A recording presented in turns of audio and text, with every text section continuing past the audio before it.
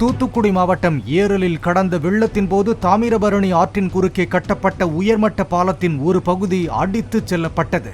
அந்த பாலத்தை இன்னும் சரி செய்யாத நிலையில் வாகனங்கள் சென்று வந்த பழைய தரைமட்ட பாலத்தை தற்போது வெள்ளம் மூழ்கடித்து செல்வதால் அங்கு போக்குவரத்து நிறுத்தப்பட்டுள்ளது.